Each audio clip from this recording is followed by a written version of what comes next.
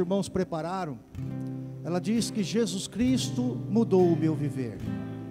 A celebração da Páscoa no tempo passado era uma expectativa de mudança, era a saída da escravidão para uma vida no deserto, onde eles sabiam apenas de uma coisa: não seriam mais escravos, mas eles não tinham a certeza de como é que seria essa vida. Eles apenas tinham uma expectativa. Eles viviam apenas em busca de uma única promessa. Mas a Páscoa que nós devemos celebrar não é mais a Páscoa do Antigo Testamento, mas é a Páscoa da Nova Aliança, onde nós não temos apenas uma expectativa do que irá acontecer, mas nós temos a certeza, porque assim como Cristo já ressuscitou, nós também ressuscitamos com Cristo. Amém, queridos? Esta não será um evento futuro, já é um evento que no plano espiritual já ocorreu. Assim como nós fomos crucificados com Cristo na sua morte, assim também ressurgimos com Ele na sua ressurreição. Então nós não vivemos mais num período em que nós temos que caminhar por um deserto para ver aonde é que a gente vai chegar. Nós já sabemos aonde nós vamos chegar, nós sabemos para onde estamos caminhando e nós sabemos exatamente o que vai encontrar lá. E mais ainda, nós já vivemos na dispensação dessa nova aliança. O reino de Deus não virá, ele já veio, já está entre nós e nós somos os seus agentes. Então nós temos uma alegria maior, e significa que Jesus mudou o nosso viver, para que nós possamos ser cidadãos dos céus e experimentar a glória e a graça que só Ele tem para cada um de nós. Amém? Eu quero convidar você a cantar do todo o seu coração este cântico muito conhecido. E depois nós estaremos orando pela palavra que o Senhor nos dará nesta noite. E eu tenho certeza que ela falará contigo, para que em tudo o nome do Senhor seja glorificado, em nome de Jesus. Amém. Jesus Cristo mudou meu viver. Jesus Cristo mudou meu viver.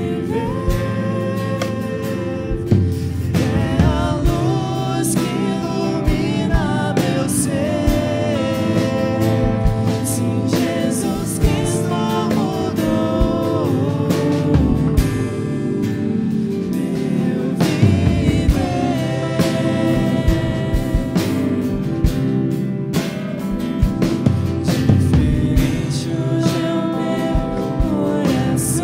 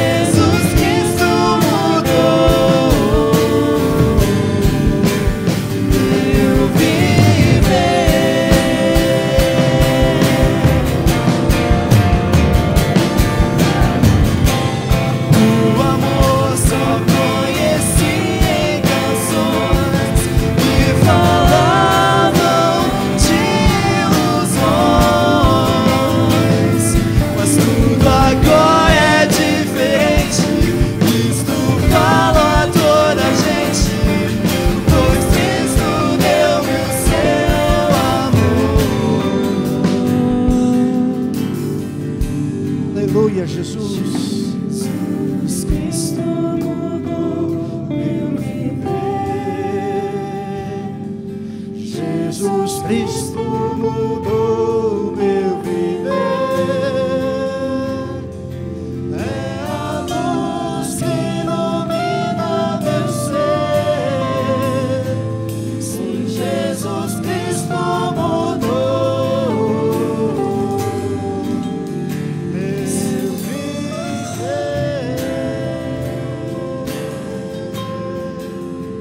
Aleluia, santo é teu nome, Jesus.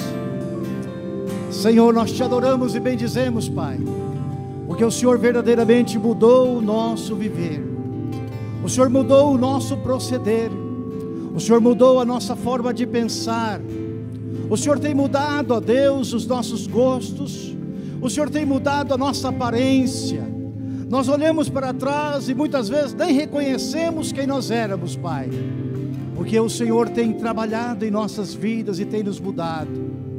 Mas, ó Deus, nós estamos caminhando rumo a Canaã celestial, não andando perdido nem a ermo, mas atendendo ao teu convite maravilhoso.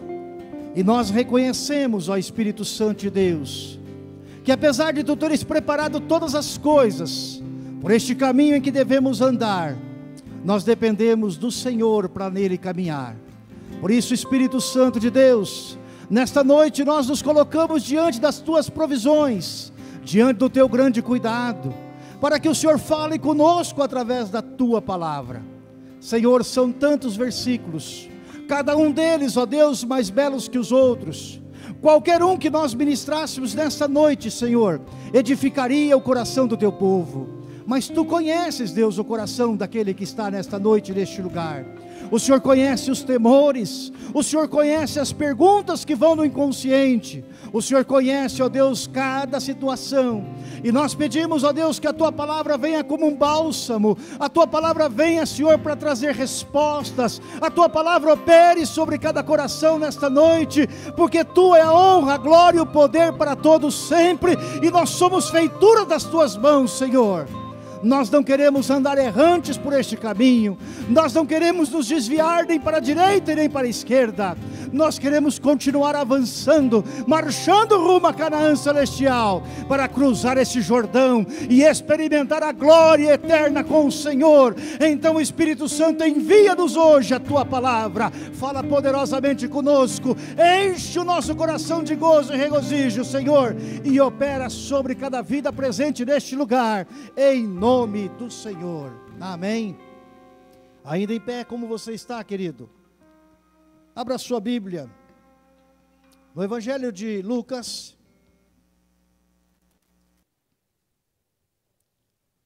louvado seja o nome santo e poderoso do Senhor. Lucas capítulo 17,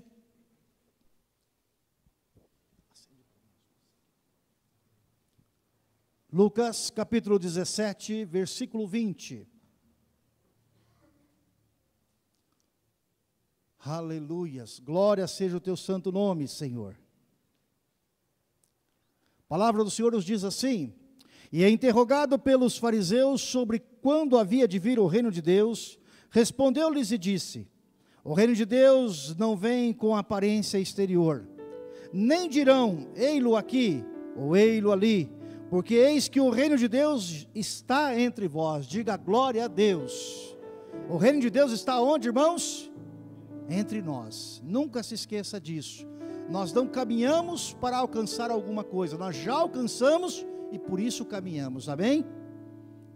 E disse aos seus discípulos: dias virão em que desejareis ver um dos dias do Filho do Homem, e não o vereis, e dir-vos-ão, ei-lo aqui ou ei-lo ali, não vades nem o sigais, porque como o relâmpago ilumina desde uma extremidade inferior do céu até a outra extremidade, assim também será o Filho do Homem no seu dia. Mas primeiro convém que ele padeça muito, e seja reprovado por esta geração. E como aconteceu nos dias de Noé, assim será também nos dias do Filho do Homem. Comiam, bebiam, casavam e davam-se em casamento, até o dia em que Noé entrou na arca e veio o dilúvio e consumiu a todos. Como também da mesma maneira aconteceu nos dias de Ló. Comiam, bebiam, compravam, vendiam, plantavam e edificavam. Mas no dia em que Ló saiu de Sodoma, choveu do céu fogo e enxofre, consumindo a todos. assim será no dia em que o Filho do Homem irá manifestar. Naquele dia, quem estiver no telhado tendo os seus utensílios em casa, não desça a tomá-los. E da mesma sorte, o que estiver no campo, não volte para trás. Lembrai-vos da mulher de Ló. Qualquer que procurar salvar a sua vida, perdê-la-á. E qualquer que a perder, salvá-la-á. Abra agora a tua Bíblia em Atos dos Apóstolos.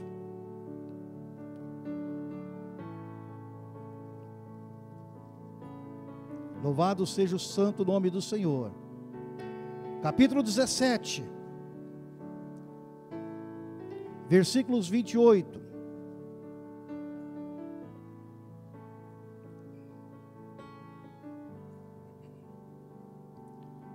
Atos 17, 28. Louvado seja o teu nome, porque nele vivemos e nos movemos e existimos. Como também alguns dos vossos poetas disseram, pois somos também sua geração. Sendo nós, pois, geração de Deus, não havemos de cuidar que a divindade seja semelhante ao ouro ou à prata, ou à pedra esculpida por artifício e imaginação dos homens. Mas Deus, não tendo em conta os tempos da ignorância, anuncia agora a todos os homens e em todo lugar que se arrependam. Porquanto tem determinado um dia, em que com justiça há de julgar o mundo, por meio do varão que destinou, e disso deu certeza a todos, ressuscitando-o dos mortos. Amém? Louvado seja o nome do Senhor. Assente. Ouçamos o que diz o Espírito Santo de Deus nesta noite aos nossos corações. A palavra do Senhor diz: aquele que tem ouvidos, ouça. Para que ninguém depois seja impelido a dizer: eu não escutei, eu não compreendi. Nesses dois textos que o Senhor nos dá nesta noite, queridos, e são complementares em si, nós vemos aqui uma advertência do Senhor Jesus a respeito do dia final. Do dia em que este mundo deixará de existir. Este mundo que nós conhecemos, do jeito que nós o conhecemos, precisará ser completamente restaurado, para que toda a criação do Senhor seja restaurada à ideia original de Deus proposta no Éden.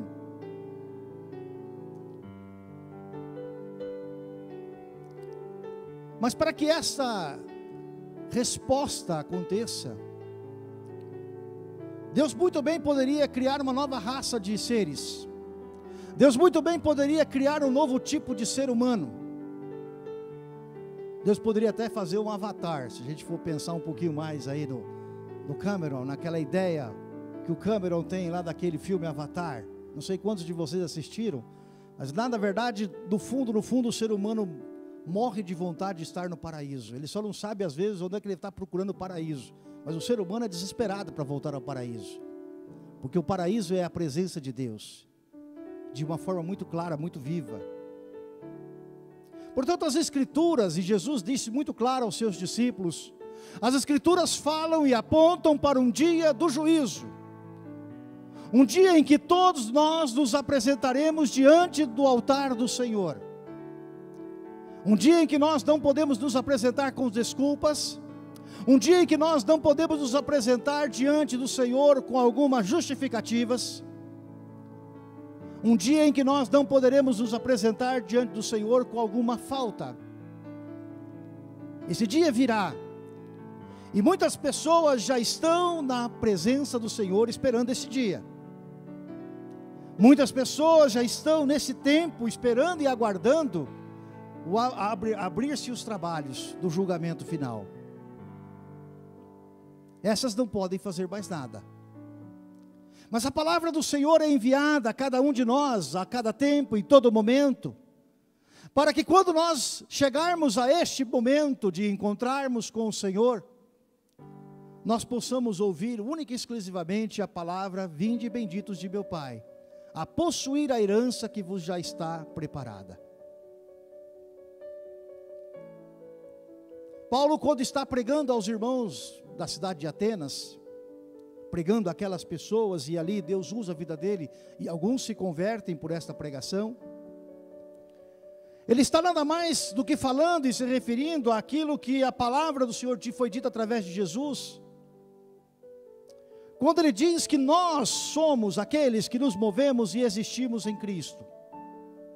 Que se tirarmos Cristo do centro da nossa vida, a nossa vida é um vazio, um completo vazio. Onde nada é capaz de satisfazer os nossos corações. Não é por acaso que este mundo é um mundo de pessoas vazias. As pessoas precisam ir a um shopping, comprar e gastar muito para poder sentirem-se felizes. As pessoas precisam fazer coisas viciantes das suas vidas para se sentirem felizes. Outras precisam ser capachos de outras pessoas para se sentirem úteis. Porque todo aquele que é carente de Jesus é vazio. E toda essa pessoa que é vazia não consegue em si, e não consegue no Senhor, não consegue em lugar algum, senão no Senhor, não consegue satisfazer a sua alma, o seu coração. Por isso Paulo fala a respeito, queridos, de nos movermos e vivermos no Senhor e para o Senhor. E o que Paulo está dizendo também é que virá um dia de um juízo. Ele diz lá no versículo 30, mas Deus, não tendo em conta os tempos da ignorância, anuncia agora a todos os homens e em todo lugar que se arrependam. A palavra arrependimento não significa deixar de fazer o que eu fazia antes apenas. Porque deixar de fazer o que eu fazia antes apenas, ou o pecado que eu tenha pecado na semana passada, no mês passado, se arrepender só deixando de fazer, não é muito significativo. Arrependimento é uma mudança de mente, de natureza, de ideia, é uma mudança completa em nosso proceder, que tem que fazer algo muito mais do que apenas não fazer o que eu fazia. O arrependimento tem que me levar a fazer aquilo que eu não fazia. Ou seja, se eu não buscava ao Senhor, não é porque o meu pecado foi pago na cruz do Calvário, não é porque eu confessei o meu pecado, e Jesus Cristo purificou-me através do seu sangue, de toda a injustiça, que está todo 100% resolvido. Aquele problema sim está resolvido. Mas o arrependimento inclui uma mudança de atitude. Significa daqui para frente eu aproveitar a oportunidade que o Senhor me dá, para que eu possa fazer diferente. Não simplesmente, não apenas fazer o que não fazia antes. Por isso o arrependimento é muito mais do que não errar. Arrependimento é muito mais do que simplesmente olhar para trás e ver quem nós éramos e agradecer a Deus porque nós não fazemos mais aquelas coisas. Arrependimento é diário em nossa vida para nos conduzir no caminho que o Senhor tem para cada um de nós. Agora temos um problema. Porque muitas pessoas erram, pecam, falham, e o juízo de Deus não é tão imediato quanto alguns gostariam. No Velho Testamento o juízo de Deus era bastante imediato. Deus não tolerava, Deus não tinha muita paciência com aquele povo. Um dia um homem vai acender o fogo do incenso do altar, vai acender o altar e ele usa um artifício humano. Quem sabe um fósforo, será que tinha inventado fósforo? Ele leva um fogo estranho. E Deus não tolerou, aquele homem foi fulminado na hora. Depois Deus foi gradativamente trabalhando com o ser humano. E também Deus foi saindo um pouquinho de cena. Você vê os primeiros livros da Bíblia, Deus falando muito fortemente. Depois Deus começa a enviar anjo, Deus começa a enviar aquilo, e Deus vai saindo um pouquinho de cena. Chega uma hora que Deus se cala, que é aquele intervalo de 400 anos que nós temos na nossa Bíblia, entre a nova aliança e a velha aliança. Deus se cala completamente, 400 anos, sem ninguém receber uma revelação de Deus, sem alguém receber nada de Deus. E aí quando as pessoas imaginam Deus, não existe mais. Deus não tem mais por que existir. Por que nós vamos adorar a Deus? A palavra do Senhor diz que vindo a plenitude dos tempos, Jesus vem a este mundo. E Jesus vem a este mundo, queridos, não apenas para resgatar-nos da nossa vã maneira de viver, não apenas para pagar os nossos pecados, o que já seria grande coisa, não apenas para morrer e vencer a morte naquela cruz do Calvário, o que já é grande coisa, louvado seja o nome do Senhor por isso. Mas a proposta de Jesus A proposta de Deus é muito mais ampla do que apenas alguém para morrer em meu lugar. A proposta de Jesus para mim e para a sua vida é expressa quando é anunciado o nome de Jesus. Ele será chamado Emanuel, que traduzido significa Deus conosco. É como se Deus, da sua pessoa, descesse da sua glória e viesse habitar entre os homens.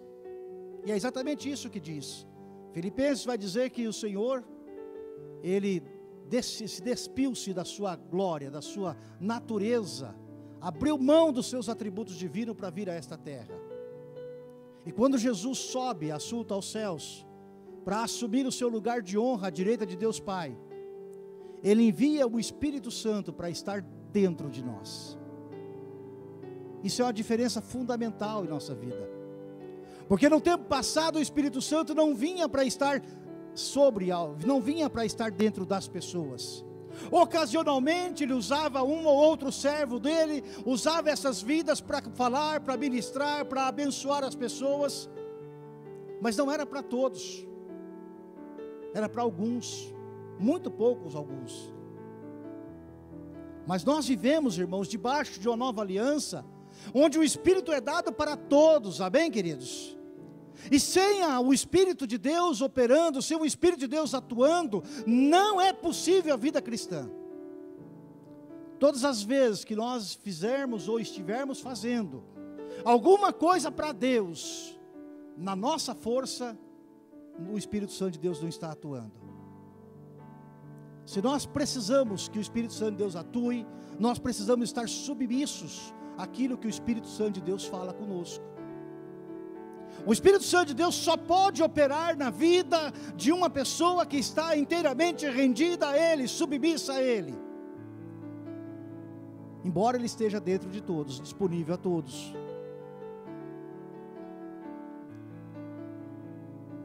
Mas o que o Espírito Santo de Deus está fazendo dentro de nós?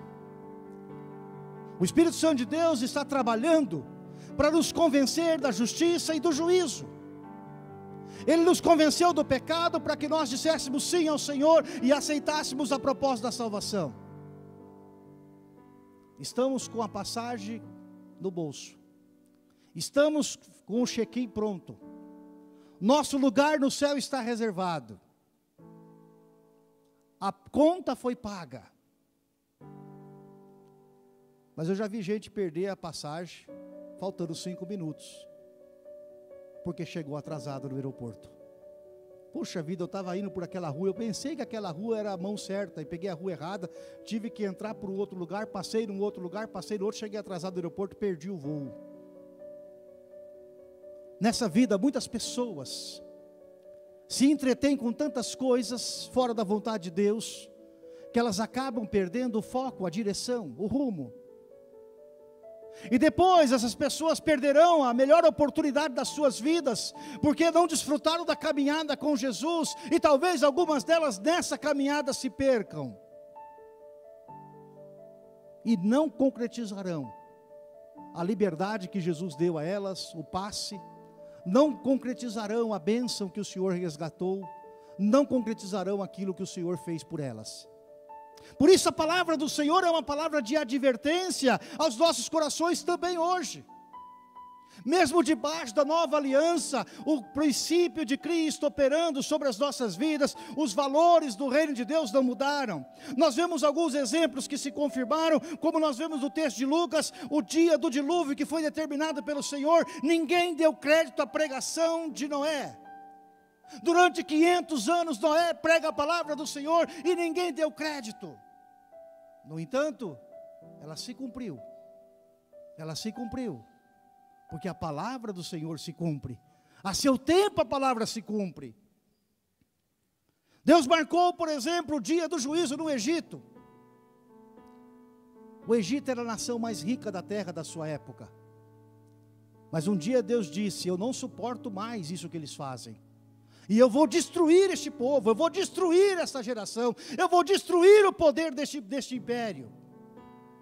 E o Senhor destruiu. Quando os israelitas saíram do Egito, o Egito era insignificância de país. O Egito não tinha mais nada. O Egito tinha perdido as suas melhores terras, o Egito tinha perdido a fertilidade do Nilo, o Egito tinha perdido os animais, o Egito tinha perdido os primogênitos, o Egito tinha perdido tudo, tudo. E essa miséria que é até hoje. Não é por acaso, viu, irmãos? Não é por acaso. A palavra de Deus, ela traz um juízo, e muitas pessoas não ouvem o juízo de Deus, teimam com Deus, e depois colhem aquilo que elas plantaram. Outro exemplo, Jericó. Jericó foi uma cidade que fazia coisas abomináveis a Deus, e por isso Deus destruiu aquela cidade inteira. Eles estavam tão apavorados quando o povo de Deus chegou perto daquele lugar, porque eles sabiam que havia um juízo iminente de Deus naquele lugar. Por isso ficaram extremamente apavorados. E a cidade ruiu de cima e embaixo. Não era uma fortaleza qualquer, era uma cidade extremamente forte, extremamente murada, a principal da sua época. Mas havia um principado, uma potestade, um demônio que agia naquele lugar, que levava as pessoas a pecarem e fazer coisas que ofendiam a Deus, e por conta disso veio o juízo sobre aquele povo. No tempo de Daniel, veio o juízo sobre um rei chamado Nabucodonosor. Deus levantou esse rei, que era um sujeito desconhecido, um paizinho pequenininho. Deus deu na mão deste homem um império, e Deus falou com ele: olha, eu vou te dar um império, eu vou fazer de você um grande rei, o seu nome ficará marcado na história, você será usado por mim, você será o meu instrumento, você vai passar por onde você passar, a minha mão está contigo. Mas esse homem não ousou reconhecer quem era Deus.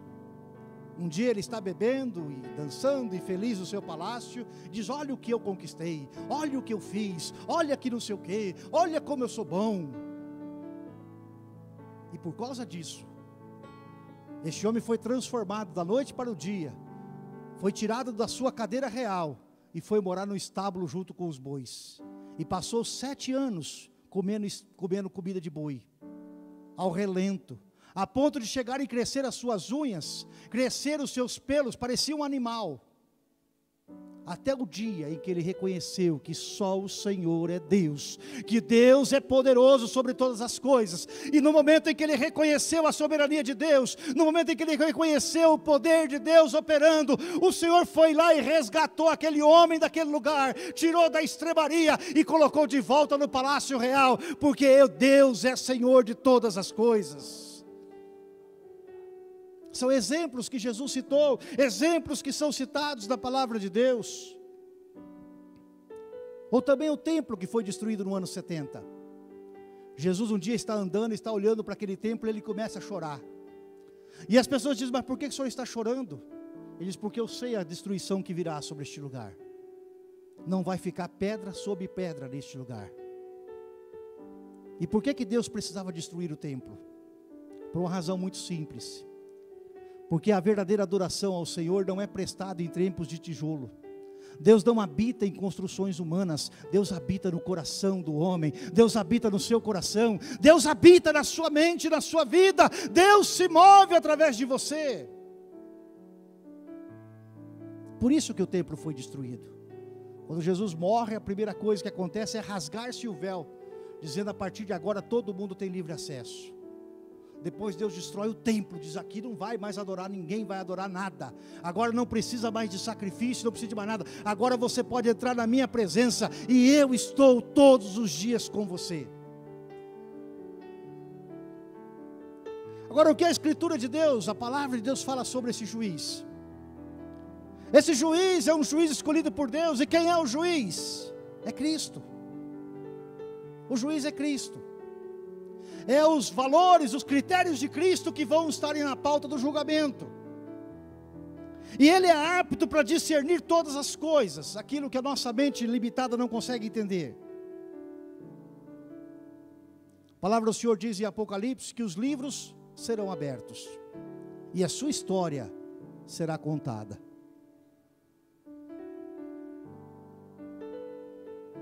Lá vai contar a história dos seus 17 anos, do seu namoro, das suas pisadas na bola, vai contar lá um pouquinho da sua história, de algumas coisas, das vezes em que você desobedeceu. Mas eu espero, e eu tenho certeza que terá, um determinado registro na sua história, onde diz, olha assim, é verdade, tudo isso que está escrito ali é verdade, aconteceu na vida dessa pessoa. Mas tem um fato importante ali.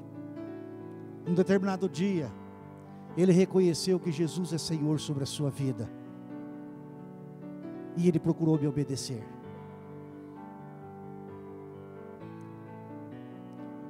Além dos livros serem abertos, a palavra do Senhor diz em Romanos, no capítulo 2, versículo 16, que o Senhor julgará todos os segredos. Todos os segredos.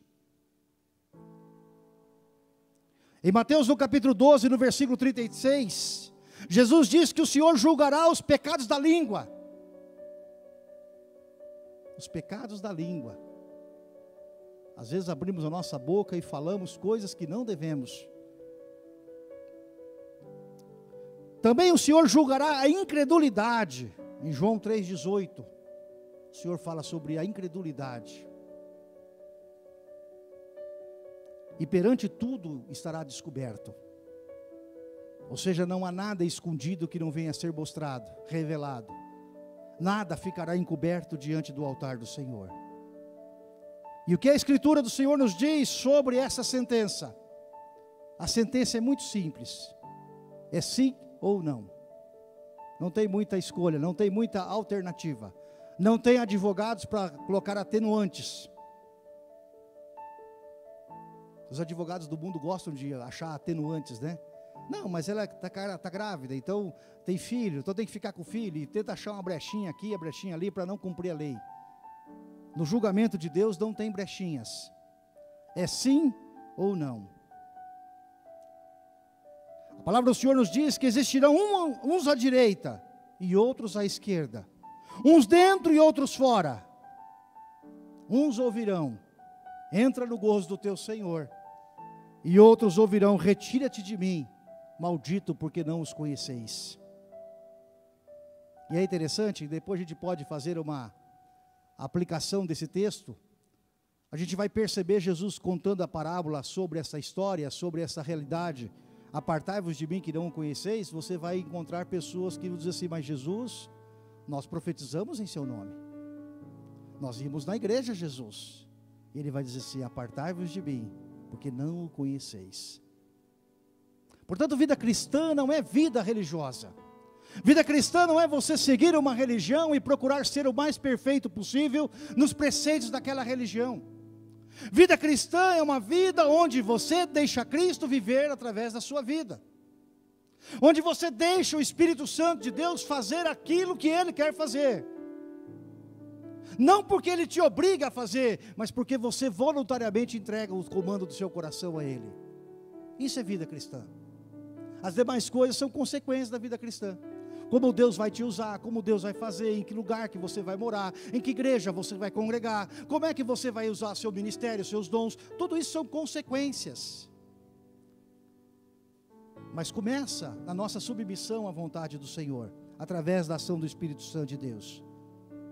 E Jesus diz que o resultado deste julgamento será imutável. Imutável. Não tem corte de apelação. Não dá para ir para o Supremo Tribunal Federal do Céu. É uma única instância de julgamento e ponto final. Mas há uma saída, e o apóstolo aponta essa saída. No versículo 20, no versículo 30 desse texto de Atos, diz assim, mas Deus, não tendo em conta os tempos da ignorância, anuncia agora a todos os homens, ou todas as pessoas, e em todo lugar, que se arrependam. Deus não levando em conta os tempos da ignorância. Quando que é o tempo da ignorância? A gente pensa que é só lá atrás, quando nós não conhecemos a Cristo. Também. Mas todas as vezes que nós nos negamos a ouvir a palavra do Senhor, nós estamos nos mantendo no tempo da ignorância. Porque com a explicação, com a exposição da palavra de Deus, vem a sabedoria. E uma vez que vem a sabedoria, nós não somos mais ignorantes. Então a palavra do Senhor está dizendo assim, Paulo dizendo assim: olha, irmãos, não levando em conta o tempo que vocês não conheciam, a vontade, a direção de Deus, ele diz assim, mas agora, ele pede que vocês se arrependam, ou seja, que vocês aproveitem a oportunidade enquanto é tempo. Arrepender, como eu disse, não é deixar de fazer, é começar a fazer aquilo que a gente não fazia. Arrepender é muito mais do que simplesmente chorar na frente de alguém. Tem algumas igrejas que fazem questão que a pessoa pecou, vem aqui na frente e conta para todo mundo que ela pecou, e aí todo mundo chora, vira aquela confusão na igreja. Para quê?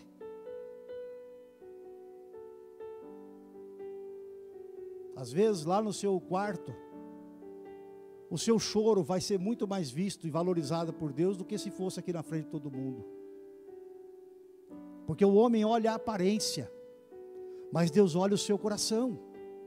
Deus olha aquilo que vai dentro da sua alma. Deus olha se o lugar onde Ele tem para você, se o lugar onde Ele está na sua vida, é realmente um lugar de honra, ou é um lugar qualquer. Então a saída é arrepender-se. A saída para mim e para você é arrependimento. Você pode sair daqui hoje e voltar a fazer a mesma coisa que você fez a semana passada, o mês passado. E você não se arrependeu. Ah, mas eu penso que está certo. Ok? E o que o Espírito Santo de Deus pensa? Se ele pensa que está certo, amém. E se ele pensa que está errado? O que você vai fazer? Vai continuar errando só porque você é humano? Porque a carne é fraca? Porque você é simples, porque você não tem isso, não tem aquilo? Não. Se o Espírito Santo de Deus está dizendo que algo não é para mim, se o Espírito Santo de Deus está dizendo que eu não posso, que eu não devo, se o Espírito Santo de Deus está dizendo que Ele tem algo melhor, eu devo me submeter a Ele, a abandonar as coisas que não cooperam e começar a entrar na direção do Senhor, para que tudo coopere em minha vida e a minha vida seja uma bênção. Sabe, irmãos, Satanás adora, ele ama nos pegar no ponto fraco. E o Senhor detesta quando isso acontece. Sabe por quê? Porque nem com o seu poder e a sua glória Ele pode nos defender. Se você é pego pelo inferno, pelo Satanás, pelo demônio, em uma área da sua vida que você não muda, e o Satanás vai lá diante de Deus e faz aquilo que fez com Jó. Ah, Deus, o Senhor está falando isso, mas é por causa do sujeito, tal. Satanás, ele entra com uma petição no tribunal de Deus. E aí Deus olha e diz assim, fazer o quê? Tem razão, né? Ó, faz o seguinte, você pode fazer o que você quiser, só não toca na vida dele, tá bom? E aí ele trabalha. E aí, quando a gente recebe uma intimação, o que a gente faz? Quem nunca recebeu intimação não sabe como é que é, mas quem já recebeu uma intimação, faz o quê? A gente fica desesperado. Peraí, eu estou me julgando, está me pegando, está fazendo alguma coisa. Adianta ficar desesperado? Não adianta nada. Vou brigar com quem está reclamando contra mim. Vou brigar porque o inferno está falando isso. Adianta? Não adianta nada. Depois que a petição entrou contra você no tribunal, só tem uma saída, né, irmão Pedro, que é advogado. Você pode estar certo, você pode estar errado, você pode ser bonito, pode ser feio, pode ser pobre, pode ser rico. Depois que entrou uma ação no tribunal contra você, ou você arruma um advogado e vai se defender, ou você está perdido. E o nosso advogado está à nossa disposição, queridos. A palavra do Senhor diz assim, se confessarmos nossos pecados, Ele é fiel e justo para nos perdoar de toda a injustiça. A palavra do Senhor diz assim, se pecarmos, temos um advogado para junto com o Pai, que intercede por nós. Mas um advogado só pode exercer o seu ofício, se tiver uma procuração. Sabe, ô Pedro, eu já vi, quando eu era professor da universidade, eu já vi umas coisas engraçadas. Eu vi uma vez um colega, que fez uma brilhante defesa, passou a semana inteira preparando a defesa e na hora de juntar a documentação esqueceu da papelada, esqueceu da procuração, de colocar a procuração no papel. Levou um calhamaço de papel e o juiz olhou e falou assim: doutor, o senhor precisa voltar para a escola. Fechou tudo aquilo, falou: Tó, volta, vai, a hora que o senhor resolver o problema, o senhor traz aqui para mim. Nem lê a petição, nem olha, não avalia nada, tá? Não tem o documento dizendo assim: ó, essa pessoa pediu para você resolver o problema. Jesus não pode fazer nada pelo nosso pecado enquanto nós não confessamos, enquanto nós não nos submetemos à sua orientação, à sua direção, enquanto nós não assinamos a procuração e dissemos: resolve o problema para mim. Por isso que este mundo, querido, vai ser julgado, porque muitas pessoas têm acesso ao trono da graça, mas elas vivem como se nada tivesse acontecendo sobre as suas vidas. Então a saída que o apóstolo Paulo nos mostra, no versículo 30 de Atos do capítulo 16, é que nós precisamos nos arrepender. E também mostra que nós precisamos confessar o nosso pecado. Porque quando confessamos o nosso pecado, Ele é fiel e justo para nos perdoar de toda e purificar de toda a injustiça. Eu quero orar com você nesta noite, querido, e clamar a graça de Deus sobre as nossas vidas. O projeto de Deus para a sua igreja, o projeto de Deus para as nossas vidas, não é que nós vivamos em derrota, não é que a nossa vida seja uma gangorra de altos e baixos. O projeto de Deus para a nossa vida é que a nossa vida caminhe estável na direção da Canaã celestial. Não quer dizer que não venham a ter algumas lutas e dificuldades. Não quer dizer isso de forma alguma. Mas a palavra do Senhor diz, lá em Romanos, no capítulo 8, mas em todas essas coisas somos mais do que? Não é perdedores, empatadores. Em todas as demais coisas, em todas essas coisas, nós somos mais do que vencedores. Então o projeto de Deus é que você viva em vitória, que você desfrute vitória, que você experimente a glória, o cuidado do Senhor com a sua vida, em todas as áreas da sua vida. Não apenas na área espiritual, em todas, na área profissional, na área sentimental, nos seus relacionamentos com as pessoas. O projeto de Deus é que você por inteiro manifeste a glória dele a este mundo caído. E você só pode fazer isso com uma única coisa: o seu testemunho de vida. Não é com pregação, não é com blá blá blá, não é contando para os outros como é que muda, é mudando. Não é contando para os outros experiências de outras pessoas, é mostrando através da sua vida. Se a sua vida não for capaz de dizer quem é você, quem é Cristo em sua vida, não será o discurso que irá convencer as pessoas. Por isso que muita gente hoje não quer muito ouvir esse negócio de Bíblia não. Porque eles leem as coisas que estão aqui, e eles olham para a vida de algumas pessoas, e as pessoas não veem Deus senão pela vida de um cristão. Deus não vai aparecer de madrugada para ninguém, como ele fazia no tempo passado, que ele ia lá falar com Abraão, ou como ele fez com Elias, mostrando para Elias. Se você estiver orando para isso, pode parar de orar, porque não vai acontecer. Se você quer ver Deus, olhe para o seu irmão que está ao seu lado. Está vendo Deus aí, meu irmão? Olha a nossa responsabilidade, meu irmão. As minhas ações, as minhas atitudes como pai, como marido, como empreendedor, como empregado, as minhas responsabilidades, o meu agir, o meu proceder, falam muito mais alto do que o blá blá blá. Sabe por quê, queridos? Que o budismo, por exemplo, está crescendo bastante no Brasil. Eu não sei se você sabe, mas nós temos hoje aqui muitos mosteiros. Pessoas pagam 4, 5 mil reais para passar um fim de semana para ver como é que é o sol nascer, para ficar meditando no nascer do sol. Depois eles meditam como é que o sol se põe, como é que escuta os passarinhos cantar, e elas voltam para casa dizendo: puxa, eu tive uma experiência maravilhosa com a criação, com Deus.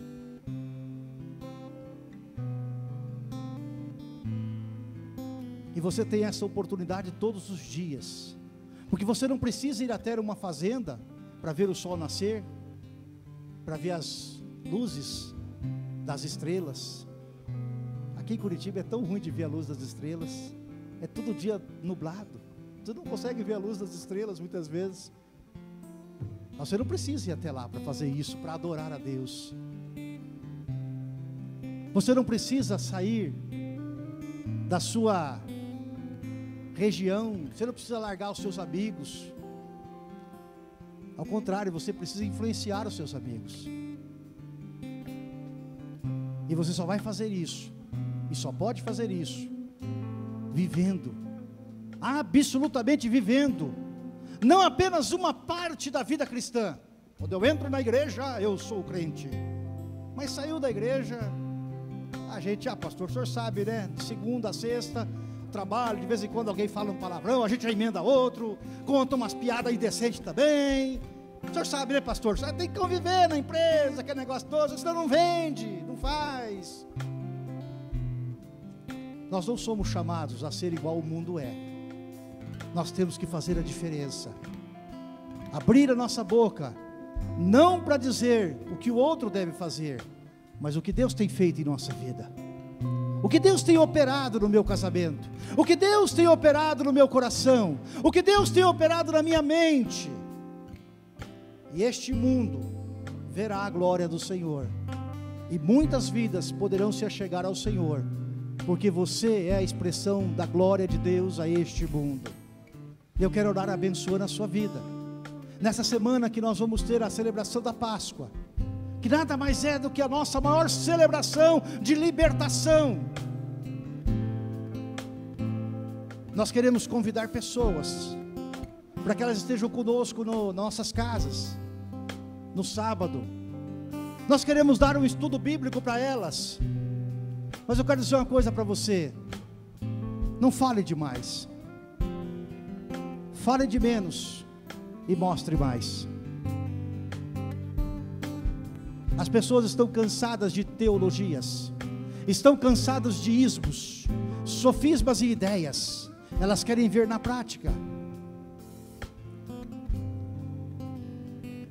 Ofereça Jesus aos seus amigos, convide pessoas para ir à sua casa e fale de Jesus. Ore na segunda, na terça, na quarta, na quinta. Você quer convidar a pessoa A, a pessoa B ou a pessoa C? Ore, comece a orar essa madrugada. Diga: Senhor, eu gostaria de convidar este meu sócio, este meu amigo, eu amo a família dele, eu quero ver a família dele salva. Comece a orar por ele nesta noite.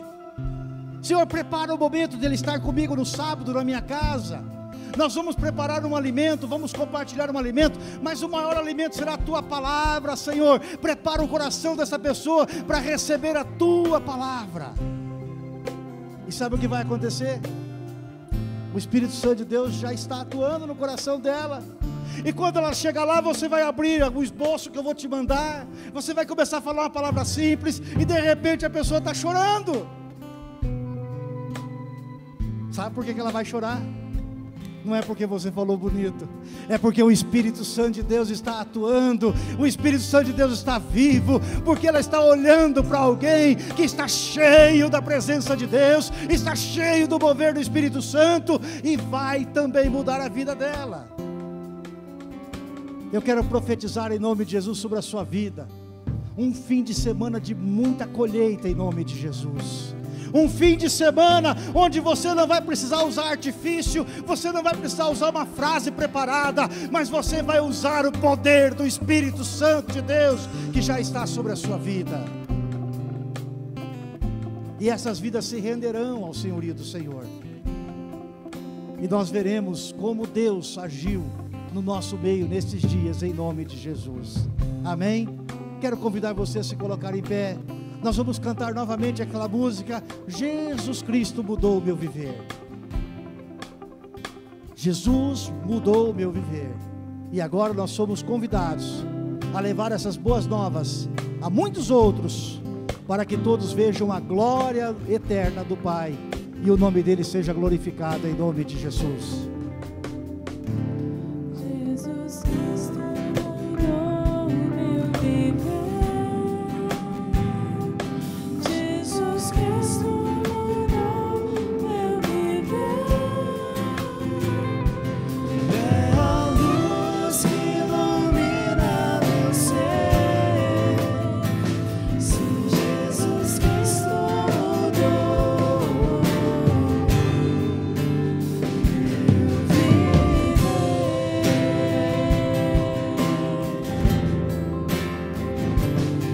diferente hoje é o meu coração.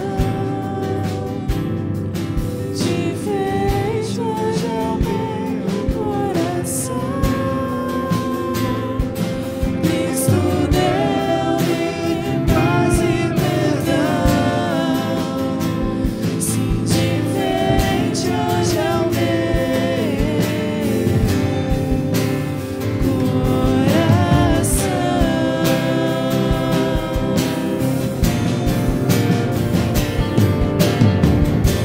O amor só conheci em canções que falavam de ilusões, mas tudo agora é diferente. Cristo fala a toda a gente, pois Cristo deu-me o seu amor.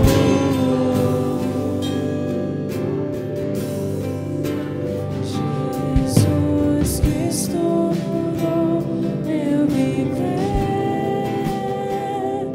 Jesus Cristo mudou meu viver. É a luz que ilumina meu ser. Se Jesus Cristo mudou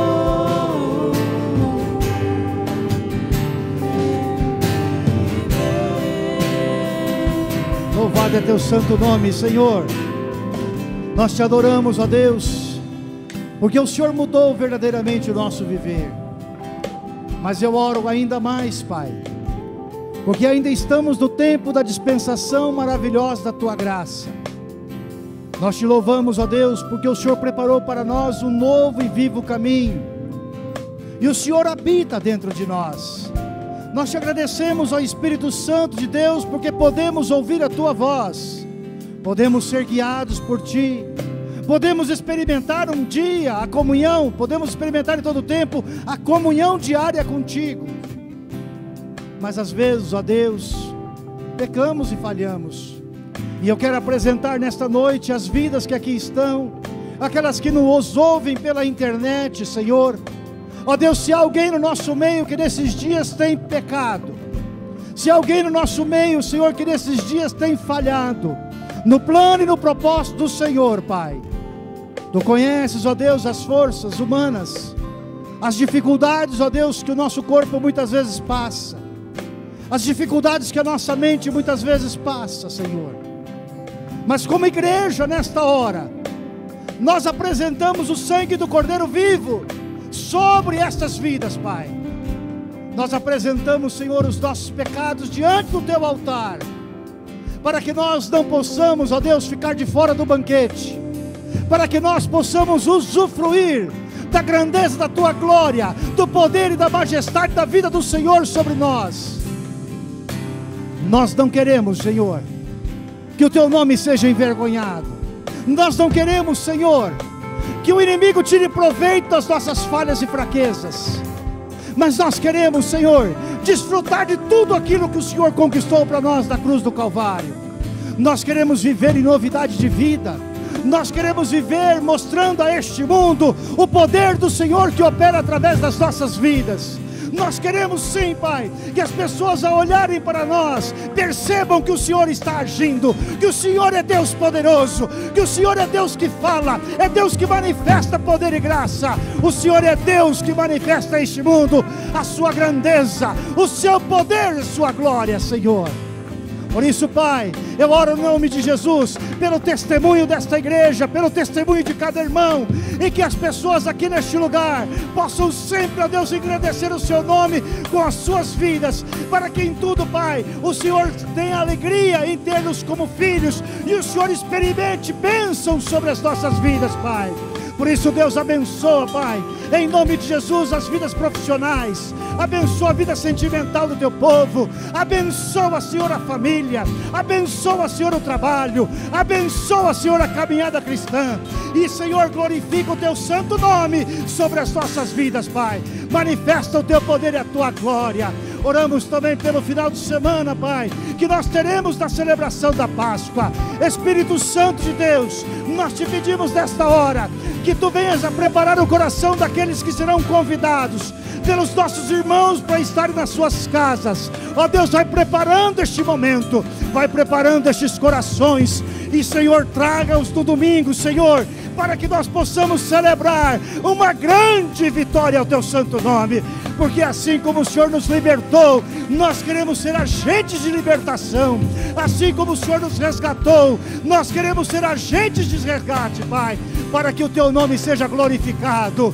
E concede, Senhor, ao teu povo uma semana de vitória, aonde os teus servos abrirem a boca, o Senhor confirme as tuas palavras, aonde os teus servos pisarem a planta dos pés, o Senhor abençoe, aonde eles colocarem as mãos, o Senhor abençoe, e aonde eles falarem, aonde profetizarem, aonde passarem, o teu bom perfume, Senhor, alcance todas as vidas, e o seu nome seja glorificado, hoje e eternamente.